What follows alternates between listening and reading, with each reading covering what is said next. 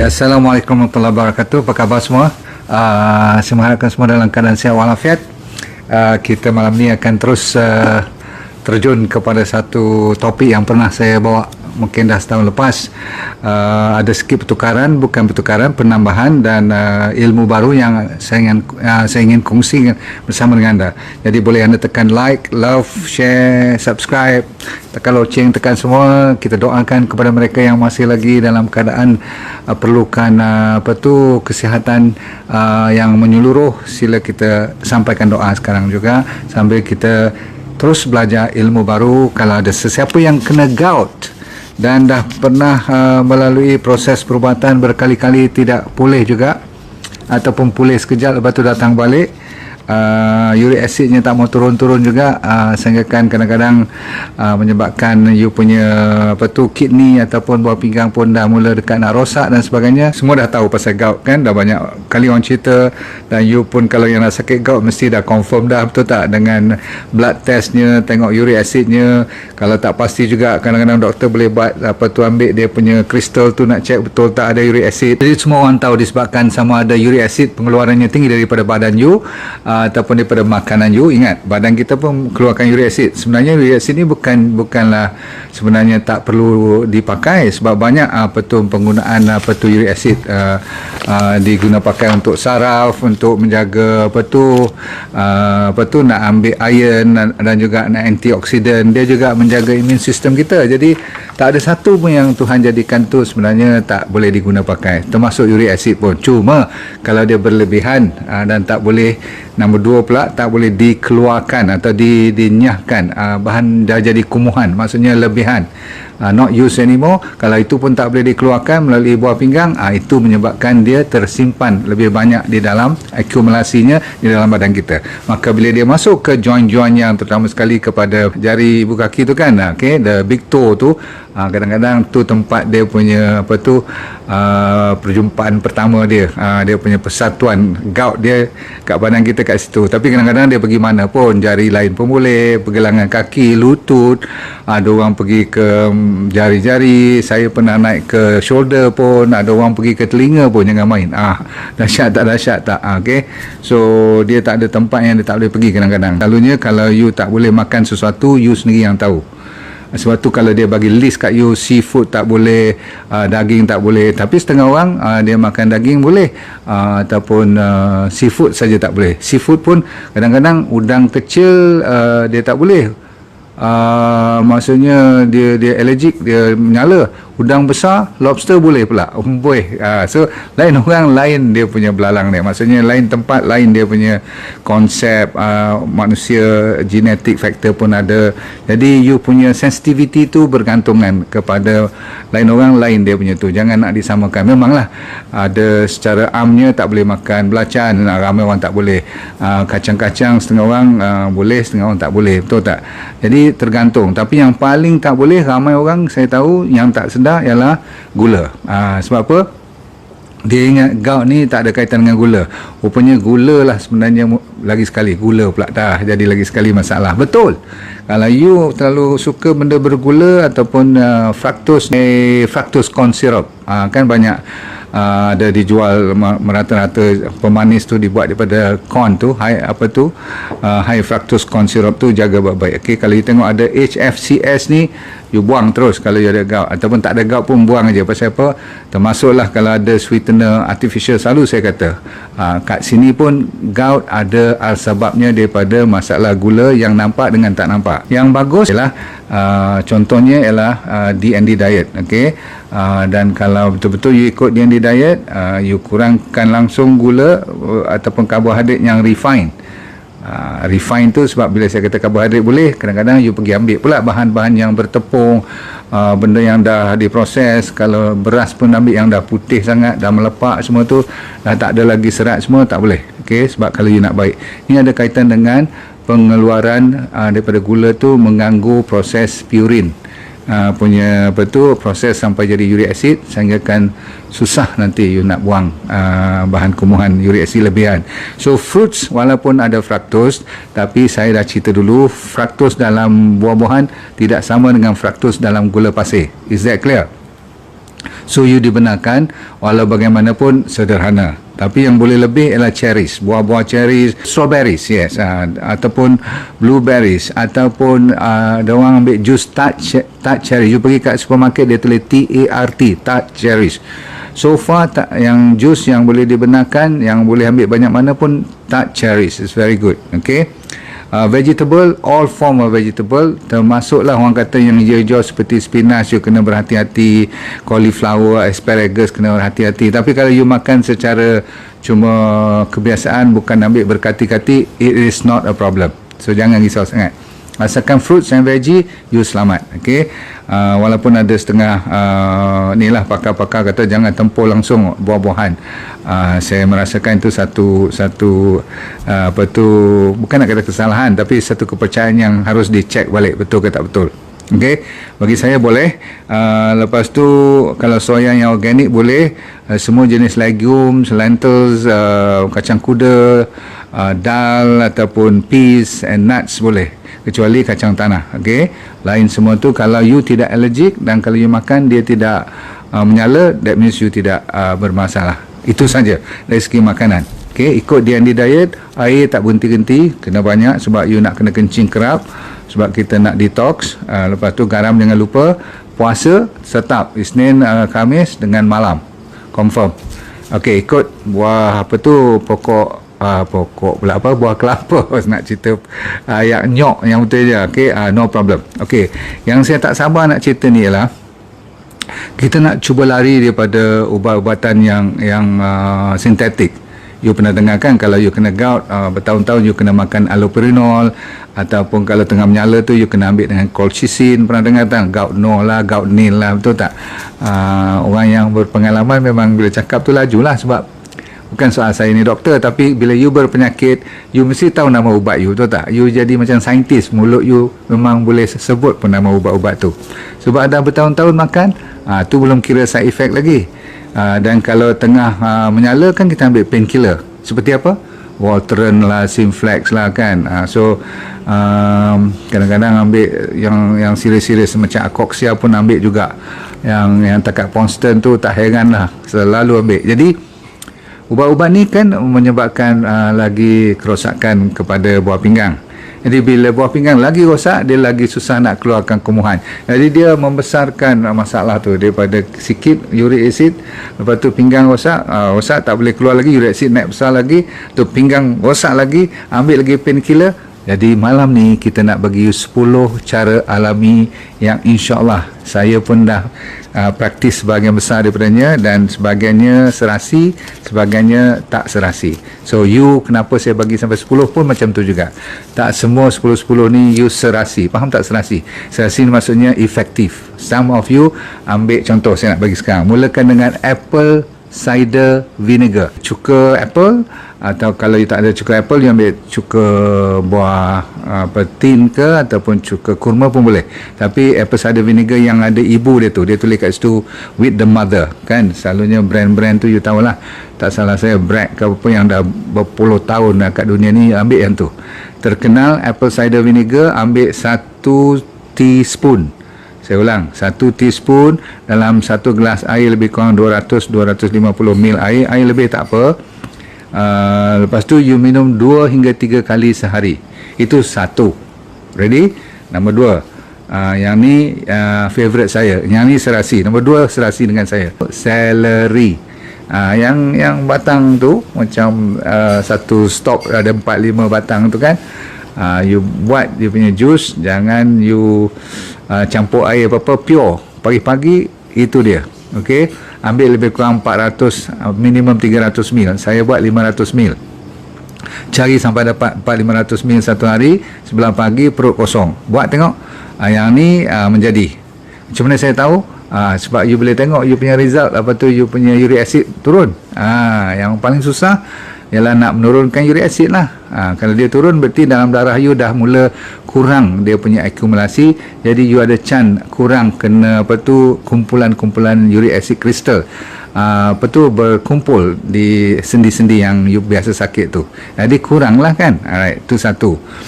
So terkenal sangatlah celery ni untuk gout dan masalah lain, tapi kita fokus malam ni gout saja. Nombor 3, formula saya nak bagi. Ini satu lagi apa tu, formula rumah, home remedy, namanya fenugreek ataupun orang kita panggil halba. Pernah dengar halba? Okey, halba ni you campur dengan, you tahu, turmeric dengan ginger. Sama banyaklah lebih kurang. Okey, lebih kurang 1 sudu halba yang dah ditumbuk halus, turmeric ada serbuk dia, dan ginger pun buat serbuk pun boleh juga. Okey, jadi you masuk serbuk ni, kalau yang dah beli dalam bentuk serbuk, dan masuk sedikit apa tu, black pepper. Sebab bila ada turmeric je, you kena cuit sedikit black pepper. Okey, masuk ni 3 ni bahan, termasuk black pepper, dah jadi 4. Masuk dalam air suam. Okey, kacau elok-elok. Lepas tu you minum ni 2 kali sehari. Saya ulang, 2 kali sehari. Yang ni lepas makan pun boleh. Sebab kan kadang-kadang dia orang kata apa, ginger ni dia pedas sikit. So you buat lepas makan pun boleh. Okey, saya kata berapa kali? 2 kali sehari. Ada orang baik dengan ni saja. So 3 yang saya bagi ni, ada orang dah dapat manfaat selepas 2 minggu. Kadang-kadang lepas seminggu dia dah nampak beza. Tapi saya selalunya minta 2 minggu, kadang-kadang sebulan pun tak apa. Macam saya tu hampir sebulan setengah atau 2 bulan baru nampak. Maklumlah, kalau orang lagi kronik, lagi lambat dia nak apa tu, nampak dia punya kesan dia. Namun bagi mereka yang tak pernah buat langsung amalan-amalan ni, dia duk ambil ubat daripada farmasi saja. Kalau dia tak pernah langsung dengan amalan-amalan yang natural ni, kadang-kadang dia cepat nampak sebab dia tak pernah langsung. Okey, lepas tu nombor 4 sekarang. Okey, nombor 4 iaitu baking soda. So you ambil 1 tablespoon, kali ni 1 tablespoon. Tadi teaspoon, ni tablespoon. Alah, tapi kalau you bubuh teaspoon pun tak jauh beza sangat kan. Tak apa. Apa you buat? You masuk dalam air je, baking soda. Sebab apa? You nak alkalinize. You nak alkalinize, nak bagi body kita tu alkaline sedikit. Faham tak? Sebab uric acid ni kan dah lah acidic. Kalau you tak alkalinize your body, dia lagi berapi lah badan kita kan. 4 kali sehari pun boleh, 3 kali sehari pun boleh. Okey, minimum 3, paling banyak 4 kali sehari. Berarti 4 gelas lah. Sekali buat berapa? 1 tablespoon. Nenas 1 cawan. Lobak Cina setengah cawan, dia punya resipi dia. Buah keras 3 biji. Lepas tu cawan tu cawan yang besar lah juga kan, bukan cawan kecil-kecil tu, mangkuk kecil lah. 1 mangkuk nanas, setengah mangkuk lobak Cina, 3 biji buah keras. You grind dia. Alright, you buat apa? You buat smoothie. Lepas tu you nak tapis pun boleh, tapi you minum air dia. Boleh tak? Cuma saya tak tahan dia punya bau dia tu je. Okey, dia punya rasa boleh tahan juga, tapi macam hancing, tahu tak? Dia punya bau dengan tu. 3 kali sehari pun tak apa. Okey, kalau rajin buat lah, besok nak kena buat lagi ni. You boleh simpan kat peti ais. Jaga ya, kalau dah sampai masam tak boleh minum langsung, tu berarti dia dah oxidize. Yang seterusnya simple. Yang ni sebabkan saya galakkan apa, minum air banyak. Wajib hydration. Air boleh banyak, kopi kau boleh. Macam saya buat gayo kopi tu, you ambil. Sebab tu sebenarnya saya ambil gayo kopi tu pasal nak jaga liver saya dan nak jaga gout juga. Sebab saya baca dia bagus untuk liver cancer, supaya kita pertahankan tak kena cancer liver semua tu. Rupanya kopi bagus, tapi yang penting ialah untuk gout boleh juga kan. So heran kopi, tapi kopi yang macam gaya kopi tu lah, maksudnya dia tidak dicampur dengan gula apa-apa, margarin ke apa masa dia goreng tu kan. So yang ni boleh you buat sebagai tambahan minuman petang ke pagi. Dia kata sampai 4 atau 5 kali sehari pun boleh. Jangan sampai you tak boleh tidur cukup. So coffee is another one. You boleh campur dalam air atau dalam kopi, bubuh sedikit RX salt ataupun Celtic salt ataupun Himalaya salt. Dan setiap kali you nak minum 500 ml, saya kata kena ambil 2 calik garam ataupun suku sudu teh garam. Okey, wajib garam jangan tinggal kalau nak minum air. Kalau tidak nanti you dapat masalah hyponatremia pula.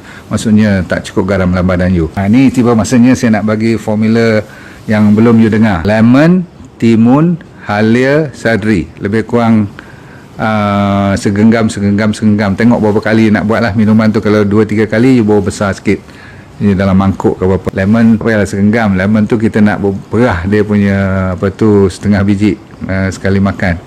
Lemon kuning tu. Timun lebih kurang sebiji. Lepas tu halia lebih kurang agak-agak lebih kurang 2 ibu jari ni cukup. Okey, halia. Lepas tu batang sadri, tahu sadri, daun sadri dengan batang dia sekali boleh. Sama ada you blend dia ataupun satu lagi cara ialah you rebus dia. Selalunya rebus lah. Orang kampung ni buat macam masak periuk. Airnya katakan 3 cawan, lepas tu dia ataupun 3 mug lah kan. Lepas tu you rebus dia sampai jadi setengah daripada air mula asalnya. Air tu diminum nanti. Boleh. Okey. So tapi kalau untuk tujuan yang ini, untuk timun-timun semua ni, sadri ni, selalunya saya galakkan you pakai blend dah cukup. Alright. Okey, satu lagi yang saya minta you buat nombor 8 ialah jus durian Belanda. Yang ni bukan rebus, yang ni you blend dia. Saya tengok ramai masuk susu lah, masuk gula lah, masuk tak usah masuk apa-apa, biar dia kosong je. Masuk air sikit tak apa. Okey, supaya dia tak pekat sangat. So you buat jus durian Belanda, buang biji, okey, buang biji, nanti tertelan biji dia pula. You baik dengan durian Belanda, ambil durian Belanda. Lalu you baik tadi dengan apa? Dengan apple cider vinegar, tak apa. Saya serasi dengan celery. So saya pakai celery. You nak ikut yang mana? Ikut body you. Mungkin you tak sesuai dengan celery, you ambil yang lemon, timun, halia, sadri, kumpulan jumlah yang 4 tadi tu. Kalau durian Belanda dia seorang je. Nombor 9, saya nak you pergi cari yang ni memang ada di tepi jalan. Yang ni pun saya jumpa. Mula-mula saya beli pun saya tak tahu yang benda ni rupa-rupanya kat tepi jalan banyak. Ada orang buat sibuk, dia ingatkan orang Shah Alam, orang KL ni tak tahu agaknya, so dia jual. Tak boleh marah dia sebab kita nak baik, so kita belilah. Pakai order je. Dia dah buat sikit-sikit online lah, cerita kita kata tolong hantar, saya bayar berapa pun okey. Dia kata nak kena tanam ni, pergi tanam sendiri. Rupanya namanya lemak ketam ataupun pokok ara tanah. You yang biasa duduk kampung, saya dah biasa ni, saya tengok-tengok lah, awak tak abang punya banyak kat kampung kita.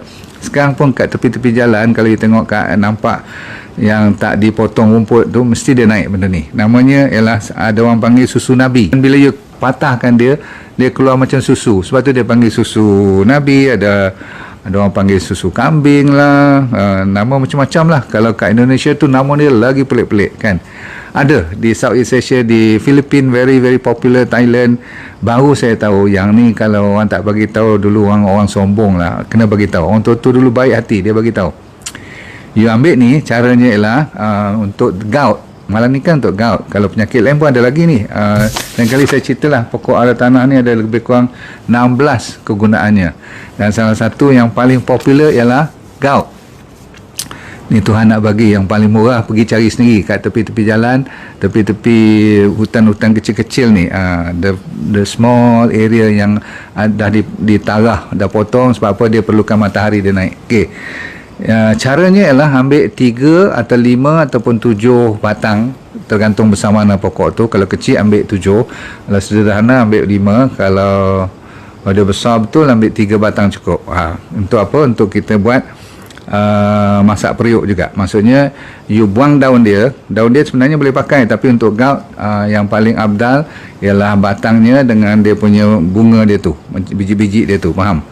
Dengan akarnya sekali yang telah bersih sebersihnya, jangan buang akar-akar tu sekali.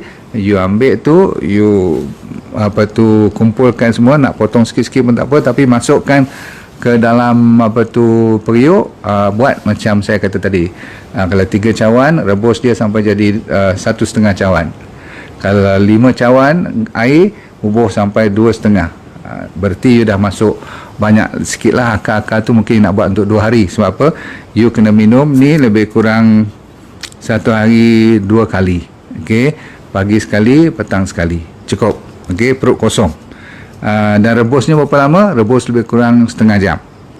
Sampai bukan soal berapa jam tu, sampai air tu dah jadi setengah. Dan colornya saya pernah buat, so colornya lebih kurang macam kuning-kuning sikit, macam warna macam air kencing sikit, tapi you jangan risau, dia tak ada bau apa-apa sangat dan you boleh minum biasa je, okey, dan tak rasa apa-apa pun. Sikit-sikit alah macam air nak kata pahit pun tak pahit langsung, okey. So boleh sangat-sangat you cuba ni.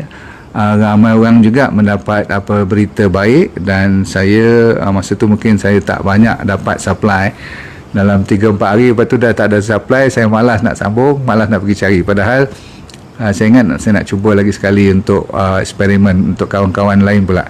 Saya dah ada jawapan, nombor 10. Sekarang saya nak bagi kat you nombor 10. Kalau semua tu baik, tapi baiknya tak puas hati, masih lagi tidak orang kata apa lah kan, masih lagi bengkak tu sekejap-sekejap je, dia sakit, dia balik. Jawapannya ialah Sachainchi oil. Omega 3 tu semua orang tahu dia adalah anti radangan.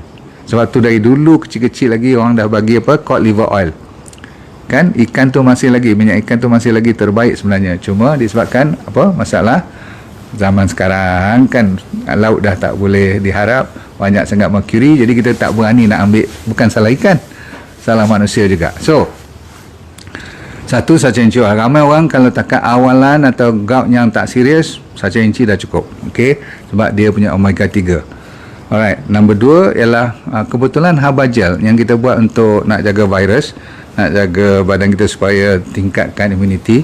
Dan saya katakan herbal gel dah dibuat kajian di Saudi, banyak di Pakistan dah buat menggunakan habatus sauda kan, bagus, pakai chamomile, pakai bahan daripada lebah kan, ada vitamin C, zinc, semua tu bagus. Termasuk di Thailand, di Indonesia pun dah belajar pakai ni semua. So kita sekarang orang duk gaduh-gaduh sangat, kita dah ada herbal gel. Tu pun kebetulan sebab ada bahan-bahan yang juga anti radang. Jadi orang makan ni pun daripada tak boleh jalan sebabkan oleh gout, dia boleh jalan. Jadi saya ni kebetulan Tuhan bagi rezeki. Nombor 2 herbal gel, nombor 1 Sachainchi oil.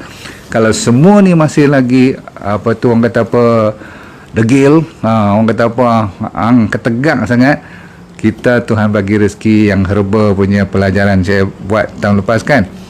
Yang itulah sebenarnya yang menjadikan saya boleh seronok sikit cerita dengan you all ni. Dia namanya RX9 dan RX10. Itu dia punya dia punya brand dia, yang asasnya daripada herba daripada hutan-hutan lah kan. Betul-betul bagus yang ni. RX9 dan RX10 ni cuma cara nak ambilnya nanti kita akan cerita. Bila you dah lega besok, you tukar kepada yang saya bagi 9 tadi. Maksudnya you tak payah bergantungan dengan RX9 dengan RX10 ni sampai bertahun-tahun, tak perlu kan. Kalau ubat hospital kadang-kadang bertahun-tahun. Yang ni bila you dah baik, dah lega, you tukar kepada penjagaan makanan, belajar ambil apple cider vinegar, ambil celery, ataupun tadi air durian Belanda. You boleh tukar-tukar pun bila you dah lega besok. Sekali-sekala you jumpa susu Nabi punya pokok tu kan, yang tepi-tepi jalan semua tu, pokok ara tanah tu, buatlah. Jadi body you tidak terlalu tergantung kepada macam ubat. Sebab kita tak suka you cuma bergantungan dengan ubat selama-lamanya. Jadi jangan lupa, kalau boleh sekarang ada promosi tau, RX9, RX10 tu you order cepat-cepat, sebab dia pun maklumlah herba kan ada limit dia punya stok dia. Kadang-kadang tak cukup supply pun. Yang tu kalau tak cukup, you kena tunggu sekurang-kurangnya sebulan baru siap, sebab nak proses balik. Tapi very powerful RX9, RX10. Sebab tu saya kata last, saya tak bagi dia awal lagi. Kalau you boleh dengan celery je cukup, kalau boleh dengan nanas, lobak Cina tadi dengan buah keras cukup, tak usah nak buat benda-benda lain, okey. Cuma saya tahu sangat-sangatlah gout ni, 99 tu kalau you nak main dengan minyak kelapa dara ataupun nak buat masakan berapa, banyakkan minyak-minyak MCT tu, medium chain triglyceride, amat bagus. Kanak-kanak tak ada masalah sangat gout ni kan. Orang dewasa selalunya, lelaki lebih pada wanita. Kalau you tak boleh ambil minyak melalui mulut, nak Sachainchi tu, you boleh tekan Lorix, sebab dia manis. Lain pada tu, insyaAllah kalau boleh you ambil yang sachet, sebab sachet tu banyak dia punya minyak tu, kita perlukan. Kalau you nak ambil Sachainchi oil, pakai yang sachet. Kalau tengah menyala sangat-sangat tu ambil 2 pagi dan 2 malam selepas makan. Saya seronok sangat lah sebab Tuhan bagi rezeki ni. Saya kongsi dengan you, kalau you baik, you boleh semayang cukup bagi I. Itu yang sebagai orang Islam ni tak ada lain tu, tak, yang tu nombor 1. Assalamualaikum warahmatullahi wabarakatuh. Bye.